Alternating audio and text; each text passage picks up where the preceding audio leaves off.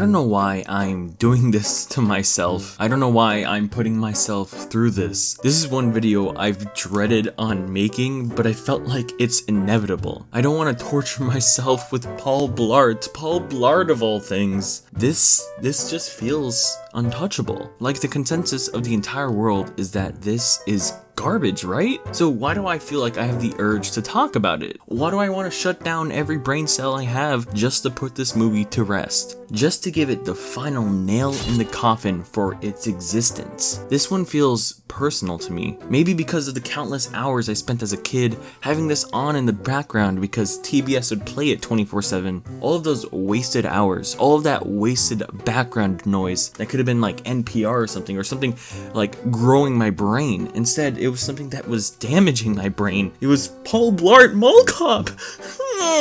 All of those wasted hours focused into one thing. Just a thing, not even a movie. This is just, This is iFunny Meme, the movie. This is just iFunny in a 1 hour and 20-minute format. If there's ever a movie that I would be completely fine with erasing from all historical evidence in the future, this would be it. This is the movie that I do not want aliens to ever find. This would be the property I would gladly never hesitate putting a bullet in. Why, Kevin James? Why did you do this? I mean, sure, you did Grown Ups and The Zookeeper and, the Assassin one on Netflix that was really bad, but, why did you do this, Kevin? Literally all other roles to ever exist are much higher than this. Like, dude, you did Barnyard. That's the peak. That's peak cinema right there. Otis wouldn't approve. He would not approve of this. Paul Blart Mall Cop is a 2009 sci-fi horror that terrifies me at night, starring Kevin James and that girl from Austin and Ally. And yeah, that's really it. Paul Blart came out around the time comedy was first being invented. You see, from 0 AD to 2000 AD, there was no jokes whatsoever. No comedy. We would go to work, we would wake up, we would watch Wheel of Fortune and die. But then we got a spark in 2009 where comedy was born because we got some of the funniest movies to ever come out. We got Bruno, Zombieland, Cloudy with a Chance of Meatballs. Dude, it was a renaissance of comedy. But then Paul Blart came out on his little Segway and scooted over here and was like, "Oh, ma'am, I'm gonna need you to stop chuckling over here. Let the real man do the comedy." So then we just got this dude where the movie is about him being fat. And that's the joke. That's it. Hour and 20 minutes of that. Sigh. Let's try to do the plot, I guess. All these videos that try to talk about the plot, but there's no plot in Paul Blart. It hurts my brain, dude. Please, just someone help me. Someone come save me before I have to rewatch this filth. Please. So the film begins with this badge thing, showing us that the movie is going to be serious or jokeful about the justice and law, which basically just equates to Paul just making a bunch of awful remarks about, "Oh, I'm not a security guard, I'm a mall officer, I'm an officer of the law." Whether the title should be security guard or officer, I'm sure you heard about it. It's always annoying, it's never funny, never a good joke. We meet Paul at police training camp where he does pretty good until he passes out. We then cut to him eating at his mom's house, and then they have a long, overdrawn joke about pie. Do you guys get it? Do you get where we're going with this? It's definitely not gonna get stale whatsoever. He then talks about how Black Friday is coming up at the mall where he's working, and then they just stop talking about it. But then they undercut that by bringing up his dating life. And so for like 4 minutes, they just awkwardly talk about his dating profile online, and they somehow make 4 minutes feel like 40 years. 40 years of agony. Then Paul heads out to work, and I know that this next bit is a joke. It's a comedic bit. It's a comedy movie. But Paul rides his Segway and runs over a dog and kills it. That's how they're introducing us to this character we are supposed to like by having him brutally murder a puppy. That's not what he... So he then gets to the mall and stares at this girl just trying to work and do her job. He stares at her really hard until he crashes into a car for background product placement. Since he feels embarrassed, he goes into the security room and creepily watches her through the cameras. So the movie is like, haha, cute, listen to the happy music we have in the background. But the tone is drastically different if you just take out the music.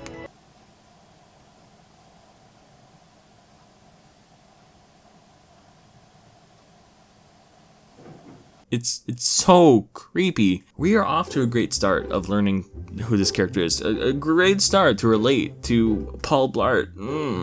Our comedy movie protagonist is making excellent strides in relatability for the audience.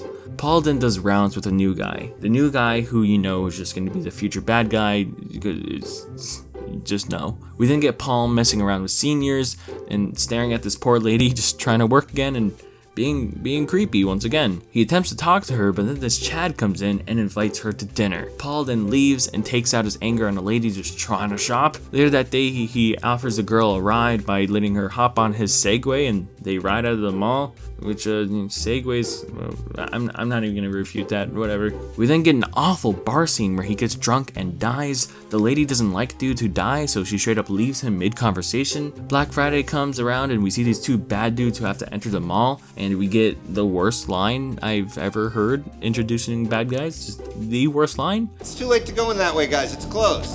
No one's going in there. Yeah, I think we are. So the bad dudes then set up some kind of infiltration plan. Meanwhile, the Chad is showing the lady all of his pens. Also, meanwhile, Paul plays some video games, and meanwhile, again, the bad dudes take over the mall while he plays the games. Meanwhile, and for some reason, they use bikes and skateboards as terrifying tactics. Oh no, sir, please don't come at me with your wooden plank with wheels. No, God. No. We then see this lady and Chad are in a situation where they're being held hostage. And that security guard dude who we know is going to be a bad guy comes out as a bad guy. Is like, ooh, it's shocker, dude. I didn't see that coming. The cops then try to save the hostages, but then the Razor Scooter Spark Maker scares them off, and the skateboard dude gets really angry again and tries to be scary with a skateboard again. Dude, it's just a skateboard.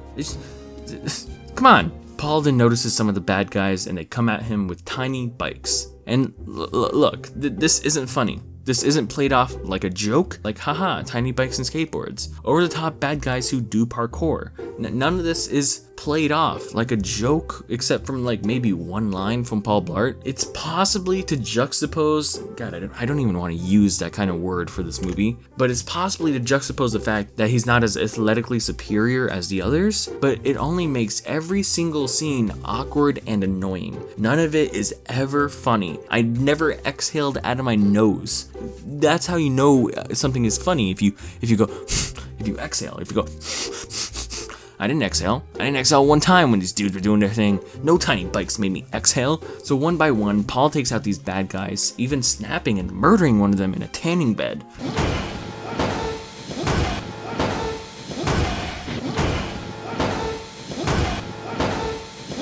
And a Chad SWAT guy arrives and tries to intimidate Paul over a call. But Paul stays stubborn and keeps fighting inside the mall. Eventually he gets to the hostages and there's like a chase sequence because the bad guy takes the hostages, but oh no, the other Chad is a bad guy too. But cop saves him by arresting him. Yeah. Screw this movie. I hate that it exists. I don't care for the meme value or anything like that because it's equal to 2012 iFunny memes with me gusta faces and massive iFunny co-watermarks. There is nothing in this movie that even made me like smile or just feel like I wasn't dying inside. None of it is a joke. None of it is played off to be cool. None of it is played off to be epic or anything. It's the most dry, stale, Dasani tasting movie. This movie just exudes Dasani energy. A metallic, dry, disgusting flavor. Paul is the worst character ever put to screen. He has weaknesses that he overcomes like, a normal character. But besides that, he's just a completely bad person and never realizes it. He murders dogs and bullies people, and overall, he's just plainly rude. Nothing about him makes him funny or relatable. This movie pretty much just exists as a massive product placement. And it's kind of genius from a business standpoint. Setting up your lazy movie inside a mall so you can feature many name brand stores is the most efficient, lazy way to include product placement. The bad guys are also just dry and stale. I wouldn't even care about that aspect if they didn't have so much screen time that amounts to nothing in the end. Literally nothing. I mean, this dude is wearing a black coat and a popped collar. Come on, dude.